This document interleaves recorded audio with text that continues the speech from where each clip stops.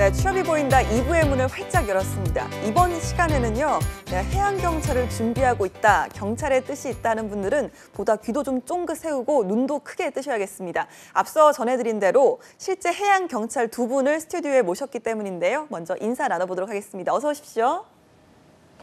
네, 먼저 간단하게 자기소개 부탁드리겠습니다. 네, 안녕하십니까. 저는 중부지방해양경찰청 서해오도 특별경비단 3008함에서 검색팀장을 맡고 있는 경위 서정남입니다. 네, 반갑습니다. 서정남 경위님 나와주셨고요. 네, 반갑습니다. 다음은 또, 네.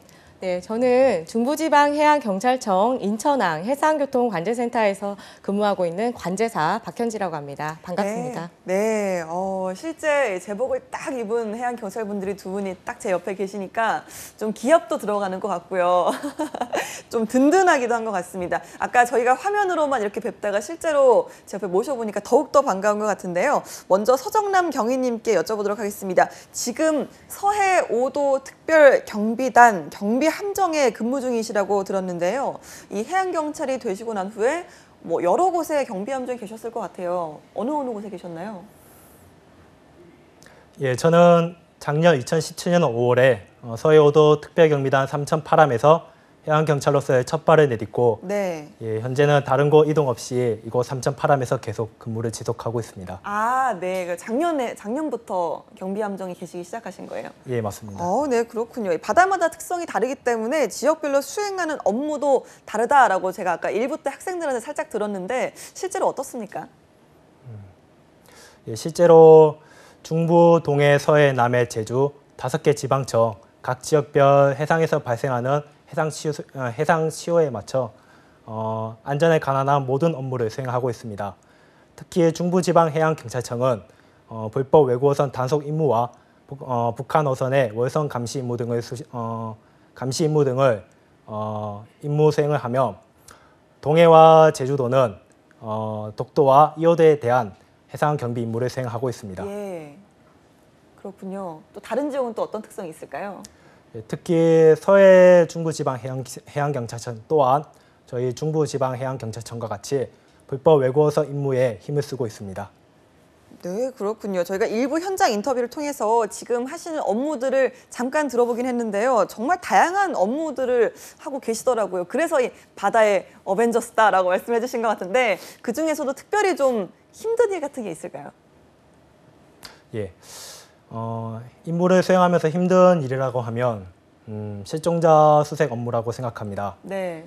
육체적 힘듦을 떠나서 저희 해양경찰 분들도 실종자 수색을 할 시에는 실종자 가족분들만큼이나 속이 많이 타들어갑니다. 네.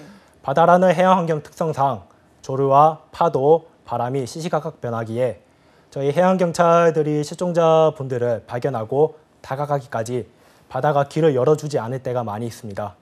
그럴 때는 바다가 정말 야속하다고 생각될 때도 있고 자연환경 앞에서 무기력한 저 자신이 한심스럽고 슬프기까지 합니다.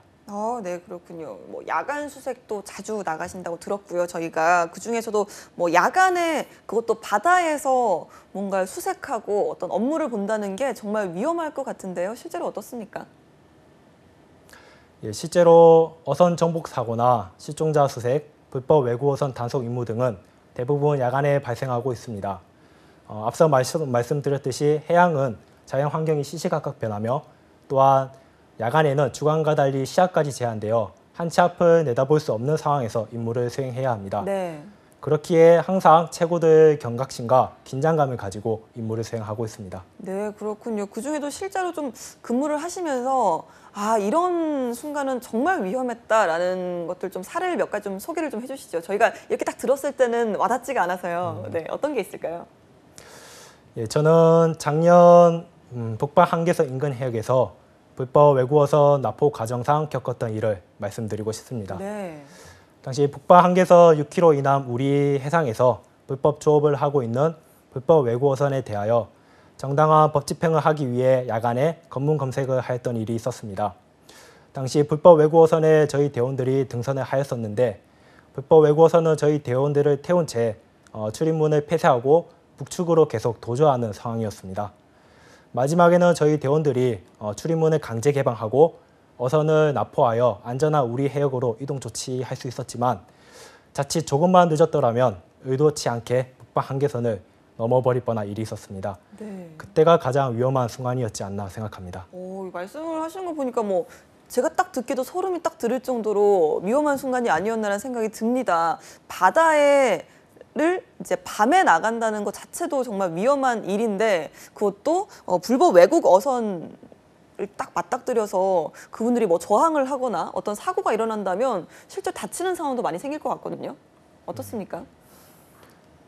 실제로 나날이 불법 외국 어선의 저항 강도는 세지고 있습니다. 네. 그에 맞춰서 저희 해양 경찰들도 공유하기 사용 요건의 완화와 엄중한 법 집행을 통해서 강력한 대응을 실시하고 있습니다. 네, 그렇군요. 이번에 박현지 주무관님께 한번 여쭤보도록 하겠습니다. 관제센터라는 곳도 언제 변할지 모르는 바다를 계속해서 이제 예의주시를 하고 있어야 되기 때문에 긴박한 상황이 많을 것 같습니다. 6년 동안 근무하셨다고 들었거든요. 어떤 위험한 순간들이 있었나요? 네.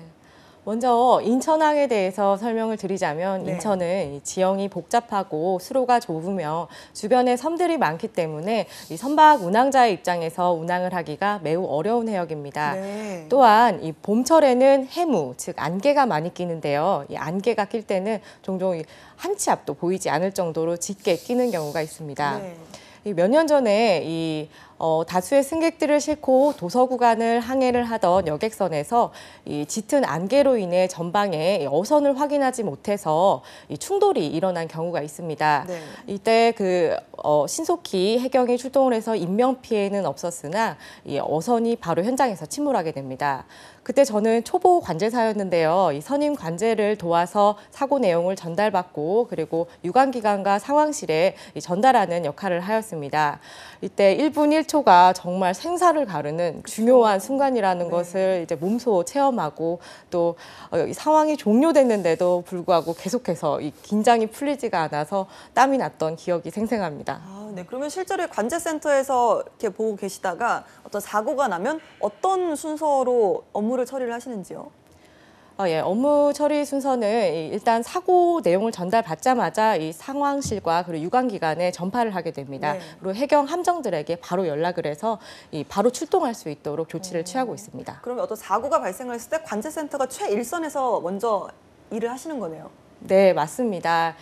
저희 관제센터에서는 일단 이 바다의 이 상황, 지리적 교통 환경 이런 부분에 대해서 가장 잘 알고 있습니다. 네. 따라서 이 바다의 해경 함정들에게 수시로 안전 정보를 제공하고 있으며 긴급 환자 발생 시나 아니면 해양 사고가 났을 때 신속하게 정보를 그 위치를 전달하고 있습니다. 뿐만 아니라 이 고속으로 출동해야 하는 경비함정 주변으로 이 주변 선박들 통항을 제한하여서 국민들의 안전뿐만 아니라 이 해경 동료들의 안전까지 책임지고 있습니다. 네, 이야기를 들어보니까 관제센터에 계신 분들도 실제로 바다를 누비는 분들 못지않게 정말 급박하고 긴박한 상황들 많이 맞닥뜨리시는 것 같고 또 그만큼 업무도 정말 막중한 것 같다라는 생각이 들었습니다. 실제로 국민의 안전뿐만 아니라 이 해경 동료들의 안전까지 책임을 지고 계신 거잖아요, 그렇죠? 네, 맞습니다. 저희가 계속해서 이 바다에 이 동료 해경 함정들에게 수시로 안전 정보를 제공하면서 네. 이 고속으로 출동할 때 저희가 이 다른 선박 통항을 제한함으로써 국민들 안전 그리고 이 해경 동료들 안전까지 말씀드린 것 같이 네. 책임지고 있습니다. 네, 그렇군요. 그럼 뭐 근무를 하시면서 여러 가지 순간이 참 있으셨겠지만 6년 동안 가장 보람됐던 순간이 이때다. 어떤 데 있을까요? 네, 일단 관제를 쓰게 되면 하루에도 몇 번씩 선박 사고 위험이 발생하게 됩니다. 네. 이때 이 모든 이렇게 복잡하게 엉켜 있는 이런 실타래처럼 이런 상황에서 이 관제사의 순발력과 판단력으로 이 위험 상황을 해결했을 때 가장 뿌듯함을 느낍니다. 네. 또한 이렇게 위험 상황을 모면한 선박들로부터 고맙습니다. 관제센터, Thank you for VTS라는 그런 감사의 표현을 해주실 때가 있는데요. 네. 이때 계속해서 긴장의 끈을 놓지 못하는 관제사의 입장에서 이런 감사의 표현을 들었을 때 정말 이 보람이 2배가 되지 않았나 싶습니다. 네, 이 방송 보시면요, 이 관제센터의 도움을 딱 받으셨을 때는 땡큐 포 VTS라고 네, 한번 해주시면 더욱더 보람을 느끼신다고 하니까 한번 기억해 두시면 좋겠습니다. 네, 서정남 경위님, 얼마 전에 저희가 이 훈훈한 기사를 하나 봤습니다. 도서 지역에서 야간에 출산이 임박한 임산부가 산통을 호소해서 해양경찰분들이 육지까지 긴급 이송했다는 소식을 저희가 들었는데요. 그런 일들이 종종 있나요? 예, 실제로 말씀하셨듯이 네. 저희 해양경찰은 응급환자 후송 등 많은 대민 지원 활동을 하고 있습니다. 제가 겪은 일 중에 지난해 인천 옹진군 대청도에서 어민분을 육지로까지 모셔다 드렸던 일이 있었습니다. 네. 당시 어민분께는 아드님이 계셨는데 육지에서 생활을 하고 있었습니다. 근데 그 아드님의 건강이 위독하다는 소식을 어민분이 전해 들은 것이었습니다. 어민분께서는 급히 육지로 이동하기 위해 여객선을 타려고 하였으나 당일 대청도에서 출항하는 마지막 여객선을 놓친 상황이었고 설상 가상으로 다음 날은 풍랑주의보가 내려져 여객선 운항이 통제되어 있는 상황이었습니다. 네. 인근 해역에서 경비 활동을 하고 있던 저희 함정이 그 소식을 전해 듣고 대청도로 이동하여서 그 어민분을 모시고 육지까지 모셔다 드렸던 일이 있었습니다. 안타깝게도 이동 전에 그 어민분의 아드님은 세상을 떠나시게 되셨지만 예. 그 어민분의 슬픔에 조금이나마 위로가 되었으면 하는 마음입니다. 예, 정말 배가 끊기면 도서 지역에 계신 분들께서는 정말 나갈 방법이 없는 거잖아요. 예, 맞습니다. 그럴 때 이제 해양 경찰분들께서 종종 도움을 많이 주시나 봐요. 예, 맞습니다. 저희 해양경찰은 해양에서 발생하는 치안 소요에 대해서 다양하게 임무를 수행하고 있습니다. 그중 하나가 대민 지원 활동이고 항상 이제 어민분들과 국민분들께 다가가기 위해 저희 해양경찰은 노력하고 있습니다. 네, 알겠습니다. 이렇게 먼 바다로 출동을 나가시면요, 아까도 말씀드렸지만 뭐 하루 이틀이 아니라 뭐 7박 8일 이렇게 길게 머무르신다고 들었는데요. 그동안 좀 고충은 좀 없습니까? 7박 8일 동안 이제 네. 함정 생활을 하다 보면은 네. 고충이 없다고 하면 거짓말일 것입니다. 그렇죠. 네. 네, 사랑하는 가족의 얼굴을 보고 싶어도 볼 수 없는 상황이 발생하고 밤낮으로 경비 활동을 하다 보면은 생활의 리듬도 쉽게 뒤바뀌어 버리는 어려움이 있습니다. 네. 그렇지만 해양경찰로서 최전방 1선에서 주권 수호에 일조한다는 마음으로 씩씩하게 지내고 있습니다. 예, 가장 길었던 기간이 어느 정도인 거예요? 아까 학생은 뭐 보통 7박 8일 정도라고 했는데 그보다도 더 길게 나가는 시간도 있는 거죠? 예, 맞습니다. 저는 해양경찰로 시작한 지 얼마 되지 않았지만 다른 선배 직원분들께서는 아주 장시간 몇 달에 걸쳐서 경비 임무를 수행한 적도 있습니다. 몇 달이나요? 예, 맞습니다. 네. 대형 선박 사고나 실종자 수색 같은 경우에는 마지막 한 명의 국민을 찾기 위해서 저희 해양경찰은 끝까지 임무를 수행하고 있습니다. 그렇군요. 이렇게 좀 뭐 많은 희생도 좀 하신다고 들었고 했지만 사실 뭐 서정희 경위님 같은 경우는 신혼이라고 들었거든요. 아내분도 혜경이시라고 저희가 이야기를 들었는데 어떻게 두 분이 만나게 되셨고 또 이렇게 인연이 되신 건지 궁금합니다. 잠깐 좀 이야기를 들어볼까요? 예, 저는 65기 간부보생 공채로 2016년도에 해양경찰 교육원에 입교를 하게 되었습니다. 네. 당시 교육원에서 동기생이었던 저희 아내를 만나게 됐고 한눈에 반해서 제가 청혼을 하게 되었습니다. 한눈에 반해서 바로 청혼을 하셨어요? 예, 꾸준하게 노력을 해서 결실을 맺을 수 있었습니다. 그러네요. 서정남 경위님께서 말씀은 좀 느릿느릿 이렇게 하시고 좀 이렇게 진중하신 것 같은데 또 그렇게 좀 화끈한 면도 있으신 것 같습니다. 사실 뭐 해경의 특성상 항상 좀 위험이 도사리고 있잖아요. 그렇기 때문에 좀 훈련도 해야 되고 또 훈련과 함께 또 실무도 함께 병행하실 텐데 하루 근무 일과가 좀 어떻게 되시는지 저희가 좀 궁금합니다. 예, 출동 시에는 하루 3교대 8시간 해상 경비 임무를 수행합니다. 기간 중에 발생하는 해양 사고 대응과 범죄 단속, 어민 보호 활동 등 다양한 임무를 수행하면서 네. 더불어서 임무 수행 능력 강화를 위해서 불법 외국 어선 단속 또는 인명 구조 등 각종 훈련을 통해서 역량 강화에 힘쓰는 업무를 수행합니다. 정박 시에는 이제 긴급 상황 발생 시 즉시 출동 가능하도록 각종 함기기와 장비 정비 점검을 실시하여 출동 대응 태세를 갖추는 업무를 수행하고 있습니다. 네, 그렇군요. 아까 뭐 훈련을 한다고 들으셨는데 그럼 뭐 수영도 좀 하시고 또 뭐 무술 같은 것도 배우고 그러신 건가요? 아니면 어떤 훈련을 하시는지? 일단 저희 해양경찰은 기본 임무 수행 능력을 하기 위해서 기본 기초 체력 단련과 수영 능력은 꾸준히 실시하고 있습니다. 네. 실제 해양경찰 교육원에 입교를 하게 되면 수료 조건으로 인명구조 자격증을 취득하는 것이 있습니다. 아, 무조건 취득을 해야 되는 건가요? 예, 취득을 해야만 이제 실무에 배치받을 수 있습니다. 네. 그렇군요. 이 관제센터는 어떻습니까? 뭐 9 to 6 이런 시간을 잘 지킬 것 같진 않거든요.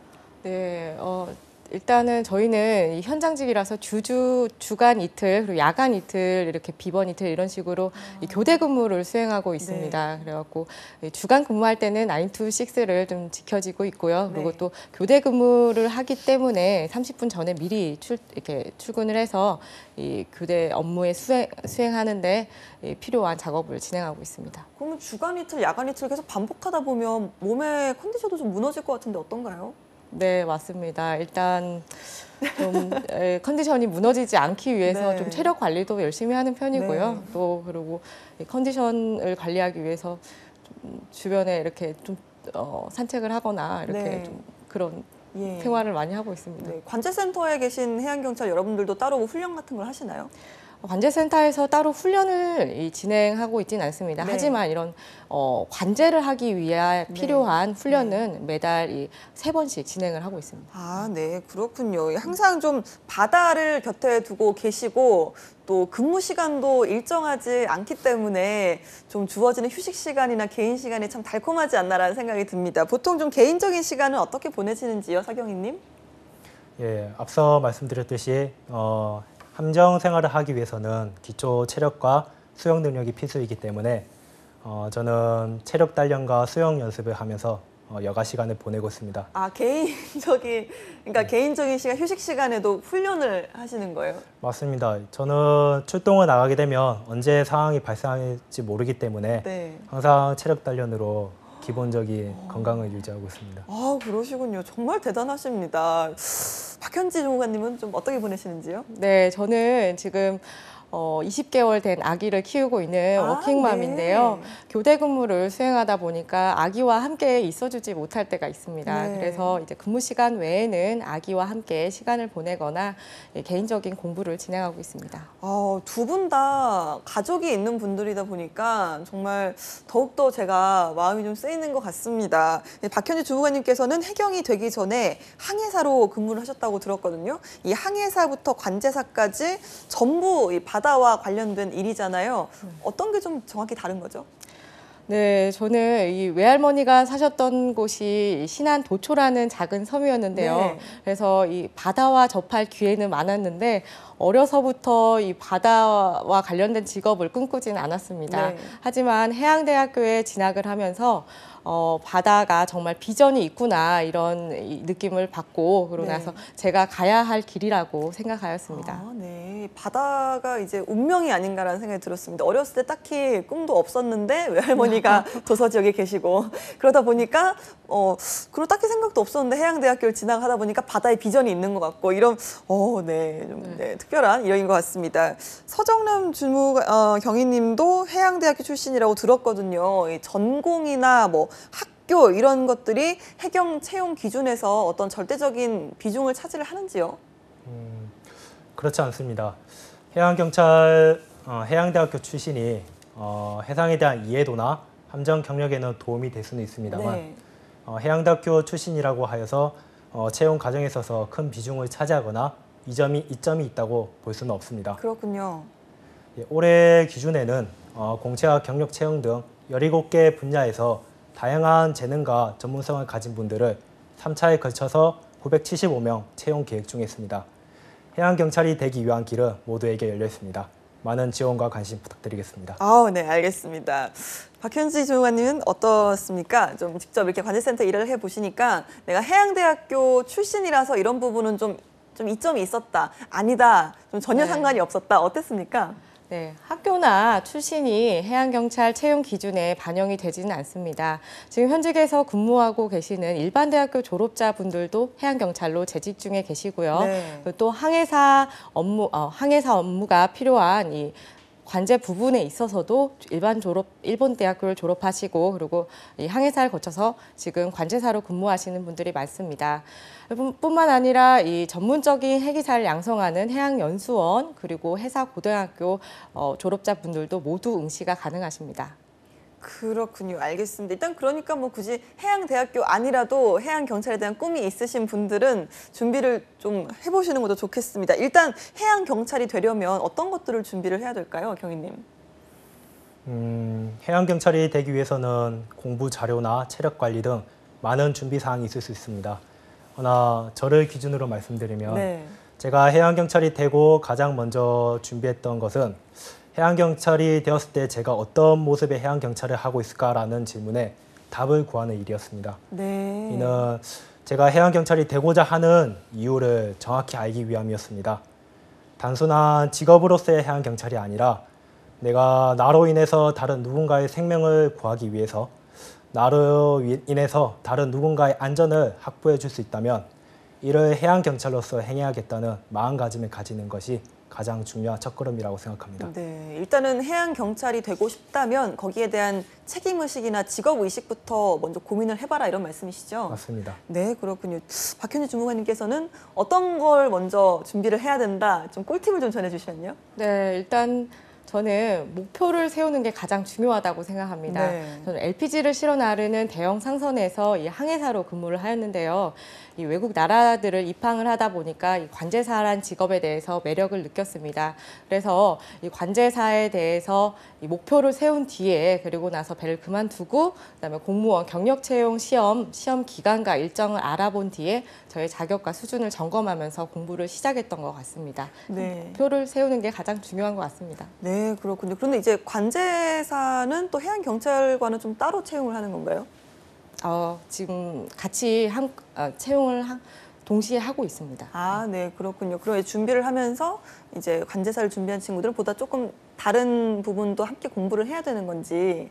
네, 조금 분야가 좀 다르긴 하는데 네. 공통된 분야도 있고요. 그리고 네. 또 이 관제사가 갖춰야 할 응시 자격과 그리고 네. 기준이 조금 다르긴 합니다. 아, 네. 해양경찰 안에서도 워낙 다양한 직업들이 있기 때문에 그중에서 내가 어떤 보직에서 일을 할 것이냐에 대한 것도 좀 많이 생각을 해야겠네요.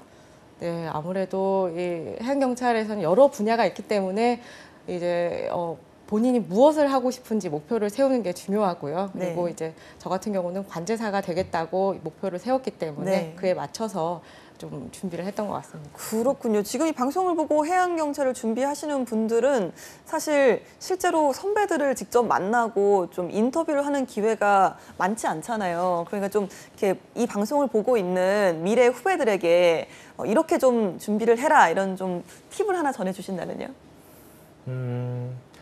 저는 합격을 단기간에 하기 위해서는 단 한 가지 방법이 있다고 생각합니다. 네. 그것은 선택과 집중을 잘하는 것입니다. 네.